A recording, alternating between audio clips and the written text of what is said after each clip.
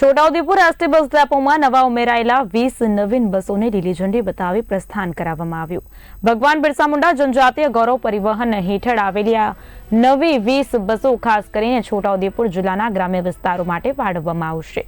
નવી બસોની શરૂઆતથી ગ્રામ્ય વિસ્તારના આદિવાસી લોકો, રોજગાર માટે અવરજવર કરતા નાગરિકો તેમજ છોટાઉદેપુર ખાતે અભ્યાસ કરતા વિદ્યાર્થીઓને મોટો લાભ મળશે તેવું તંત્ર દ્વારા જણાવાયું છે।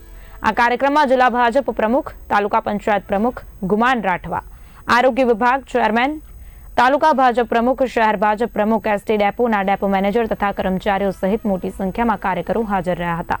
નવા બસ બળની આ શરૂઆતથી પરિવહન વ્યવસ્થામાં વધુ સુગમતા અને સુવિધા વધશે તેવી આશા પણ વ્યક્ત કરાઈ રહી છે।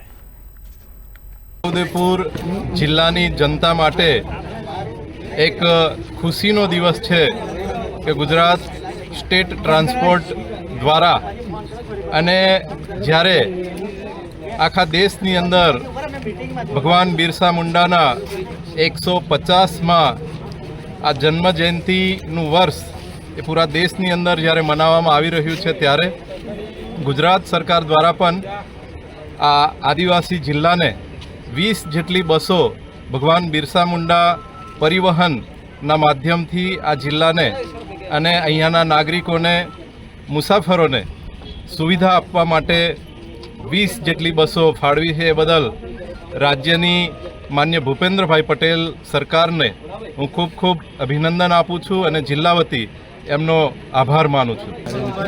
તાલુકામાં છોટાઉદેપુર બસ ડેપો ખાતે જ્યારે ભગવાન બિરસા મુંડાની જન્મ જયંતિના આ ગૌરવ વર્ષ ઉજવી રહ્યા છે ત્યારે સરકારના માધ્યમ થકી આ જિલ્લાને 20 જેટલી આ ડેપોમાં બસો ફાળવી આપવામાં આવી છે।